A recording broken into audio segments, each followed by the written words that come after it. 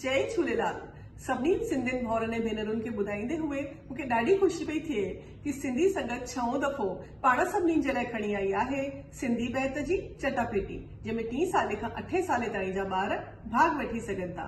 इन में 2 कैटेगरीज़ आहिनि। जूनियर कैटेगरी 3 खां 5 साले ताईं जे ॿारनि जे लाइ, जंहिंमें कि ही 4 बैत आहिनि, ऐं सीनियर कैटेगरी 5 खां 8 साले ताईं जे ॿारनि जे लाइ, जंहिंमें कि ही 4 बैत आहिनि।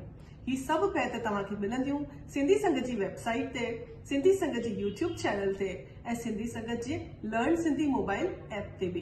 तव्हांखे छा करणो आहे, हिननि मां कोई बि हिकिड़ी बैत चूंडे करे तव्हांखे पंहिंजे ॿारनि खे सेखारणी आहे। तव्हांजा ॿार केतिरा न सुहिणा लॻंदा सिंधीअ में बैत ॻाईंदे हुए, है न? त उहो सुहिणो वीडियो तव्हांखे मोकिलणो आहे सिंधी संगत खे वी ट्रांसफर जे ज़रिए sindhisangat@gmail.com ते। हिन चटापेटीअ में पंहिंजी आशा चांद दीदी ॾींदी 40 इनाम बि, जंहिंमें कि 20 कंप्यूटर टैबलेट्स ऐं 20 ॿिया इनाम बि हूंदा। हर भाग वठंदड़ ॿार खे मिलंदो हिकु सर्टिफिकेट बि, ऐं हिन जी आख़िरी तारीख़ अथव 1 अक्टूबर। त देरि न करियो, अॼु ई बणिजो असांजा सिंधी साथी। मोकिलियो असांखे पंहिंजे ॿारनि जा सुहिणा सुहिणा वीडियोस ऐं सिंधियत खे अॻियां वधायो। जिए सिंधियत। जय झूलेलाल।